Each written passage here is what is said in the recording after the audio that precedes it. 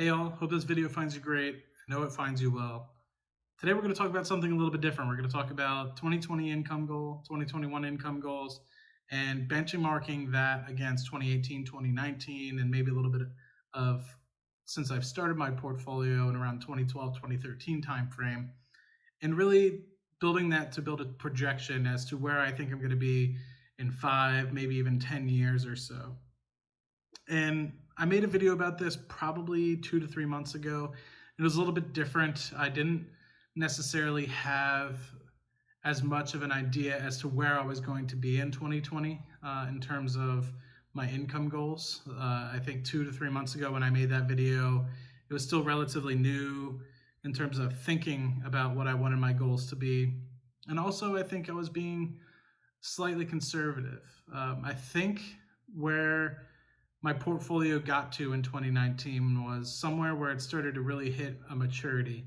Not saying that it's immature or that it was immature, but I think that now it's of a sizable position that going from 2018 to 2019 required a very decent increase to the capital addition to the portfolio in order to increase my income from about $5,600, $5,700 to about $9,050 or $9,100 that I'm expecting to get a dividend income in 2019. And so that was a much larger jump from the, I think it was like mid $3,000 range to the $5,500 range, where I was able to increase it from, I think it was about 72% going from 2017 to 2018. And so being able to have such a large portfolio and only really decrease the amount that I was able to increase my dividends year over year, and apologies if I lost you there. I think that I was being very conservative in my previous projections. And so future projections were previously at about 30%. I'm going to increase that to about 50% year over year. And with that, I'm going to have to do other things. I'm going to have to get involved in potentially real estate, Shopify, which you guys have seen a little bit of, and really just try to understand what other products or what other things I can really get myself into. I think that YouTube has done well, but I would say compared to my subscriber base over the past 2 years, the income hasn't necessarily come along with it. And so while I've been able to grow from 850 subscribers or so back in the 2017 timeframe to almost 3,000 subscribers now, it's not like my income has drastically changed with that. I think in 2017 timeframe it was around $80 or so a month, and now I'm anywhere between 120 to 160 depending on the month and the holidays that it's advertising for.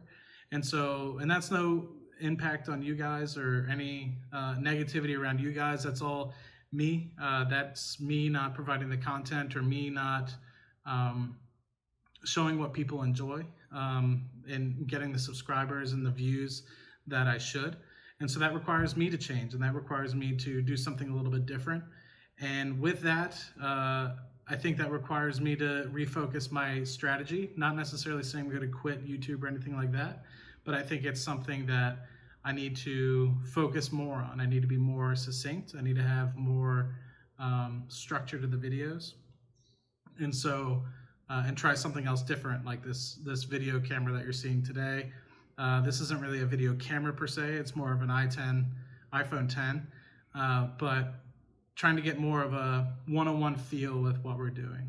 And so now that I've kind of explained a little bit about what's going to happen going forward, I'm hoping to jump into the spreadsheet, which you guys are very familiar with, and look at some of the graphics that I've made and some of the benchmarking data that I have to go off of, and show you guys potentially what might happen between now and 2027. And I would love at the very end of it or during the video for you guys to leave your comments down below. And if you haven't really been subscribed to the channel before, feel free to look at some of my other videos. I manage about $350,000 or so in a portfolio here, and I average about, I think upcoming this year without any additional capital contributions is around $11,000 in dividend income, which is around $930 a month. So have a bunch of old videos that you can look at and a bunch of new videos to come about that. So enough of a public service announcement about that. Let's hop into the spreadsheet. All right, for those of you guys who have not seen this part of the spreadsheet, this is where I basically house my actual dividend income and the goals, projected goals of the dividend income. So in the upper right hand corner, you'll see my dividend progress, the actuals that I've seen to date. So this houses everything from 2012 to about 2020 timeframe. And this is basically the actual forward income. So this would change based off of if something were to, say, give a dividend cut or anything like that. But this houses 3/4 of 2019 data, obviously because we're about halfway through October. And then 2020 is a projection, but this is based off of all the companies' 2020 forward income of the shares that I own. So say for instance 100 shares of Johnson & Johnson in the portfolio as an example. That's in here, and everything else that I own in the portfolio is in here. So the income I'm expecting to get in 2020 shows up right there. The graphic here in the middle is the annual goals versus the progress. This is basically taking the graph on the left here where you're seeing the dividend progress and plotting it against projections from previous benchmark data, which we'll get into in a little bit. But you can see that it increases pretty steadily over time with these green bars here, all the way to the point where it's getting close to $100,000 or so a year in dividend income from the portfolio by 2027. And we'll get into a little bit how we were able to get to that number. And on the right, I added 2 little bars here. This is actually the monthly goals versus progress. So this is basically the same graphic that you're seeing in the middle here, which is annual goals versus progress, but making it on a monthly basis. And so this is basically able to show you the ability for me to pay bills, what my monthly bill approximately would be, my monthly expenses would approximately be. And you see that there's 2 little bars around here, one of which is around $2,200 or so a month, and that is most essentials. So that's basically what I would say previously was my apartment costs, a little bit of a car costs, a little bit of insurance costs, and basically some typical food. And so this is basically like if I were to have to live bare bones, I could make this work. I don't necessarily need to live in a nicer apartment, but I generally do. It gives myself a little bit more luxuries. But if I wanted to, I could shrink down. Now, I'm not going to do that for the purposes of the portfolio. I personally like to have a little bit more luxuries in my life, and I'd rather sacrifice some of the income that I get or the amount that I can invest into the portfolio, because in all honesty, I think that I save a decent amount. I strive to hit 40% savings a year and invest that 40% a year. And if I'm able to do that while living in a decent apartment, I'm going to go ahead and do that. And then a lot of you guys are probably familiar with the $4,000 to $5,000 range, where I say that that is basically where I'm aiming for financial independence. Generally speaking, this is what I would say. I still am able to go on my vacations. I'm still able to eat out, go out with friends, have a beer or two when I want out at the bar, go do new things, go see movies, do whatever I basically want to an extent. Now, am I going to be able to hop on a private jet or anything like that? Absolutely not. Not on $4,000 to $5,000 a month. But this is going to be able to afford me my typical luxuries. This is going to allow me to go out to eat, buy some nice whiskeys every now and again, some cigars, which I'm a fan of for some of you that have been really, really long time subscribers. And it's not really going to mean that I'm going to have to cut out much. So that kind of gives you 2 ideas as to where I'm at. And so within the next 2 to 3 years, I'm really hoping to get to that $2,000 a month mark. And you can see that almost by the time you get to the end of 2021, I'm hoping to basically get into that where majority of my income from dividend stocks and the majority of the income that I'm getting from the portfolio is able to afford me most essentials like rent and whatnot. And then just 4 or 5 years thereafter, actually 3 to 4 years thereafter, by the 2024 to 2025 range, I'm really hoping to get to that financial independence mark. This is shaving 2 years off of when my previous projections were, when I was basically assuming that I would be getting a 30% year-over-year growth rate. Now we're looking at about a 50% year-over-year growth rate.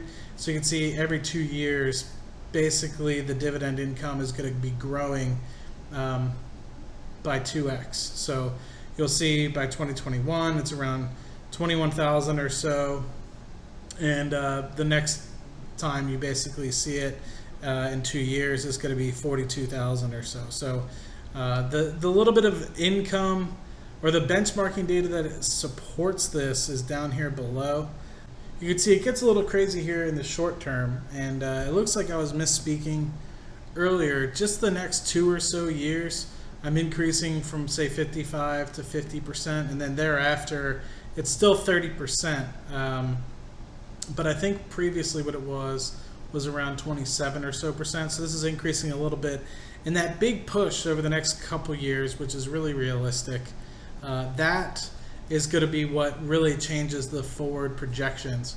And if you guys remember in the past, let's just change this to a 30% here, and you can see how much that trims off. It trims off almost $20,000 or so, $15,000 to $20,000. So it goes from about 101,000 to 87,000, which is $14,000 or so, $15,000 or so. I don't really know, but you can see it really trims that just by trimming this from 50,000 to 30 or 50% to 30%.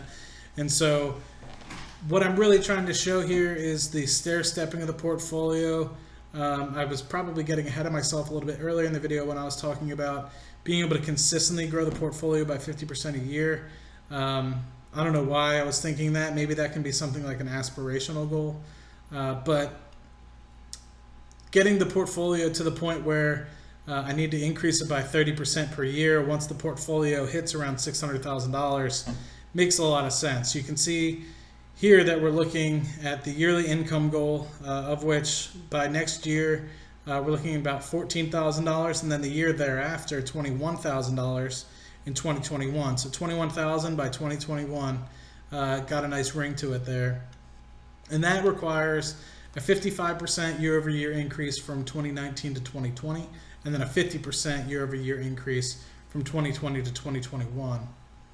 And so that data makes me feel a little bit comfortable, a little bit uneasy per se, but if you think about it, I've been investing so much capital thus far this year that just year over year with the capital that I've invested in 2019, I'm already going to have about a 24% increase year over year if nobody increases the dividend or cuts the dividend, or I don't invest any more capital. So that would really only require me to invest an additional $60,000, and while that is a lot, that is close to around 40 to 45% of my annual income on a whole basis. So if I'm able to achieve that, then I'm obviously living in my means, and I'm obviously investing the right amount of value. Now, going from 2020 to 2021, it's going to require an additional $200,000. So keep in mind, when I do attack this $60,000 that's required to the portfolio by next year, this then decreases to say $140,000 to $150,000, which is still a substantial amount, don't get me wrong, but at that point I have $14,000 also helping me, so that will chip away at a decent amount of that, requiring that I only really introduce additional $100,000 or so to the portfolio to hopefully meet my goals. So if I'm really able to meet that by getting 21,000 in 2021, then I think I'm really going to be able to set myself apart. And like I mentioned a little bit earlier in the video, that's definitely going to require me to do other things and start other businesses, getting other ways to get capital into the portfolio, whether that is creating digital products and selling them on Shopify, or whether that's doing any additional things on Shopify, selling courses, having other people, doing one-on-one sessions with people and helping coach that way. Just some ideas as to what I can do to help add fuel to the portfolio here, and additionally provide you guys with an idea as to how you can potentially grow your portfolio. And then we really have some aspirational things in here as well, but I'm hoping to achieve that just by being able to increase 30% year over year.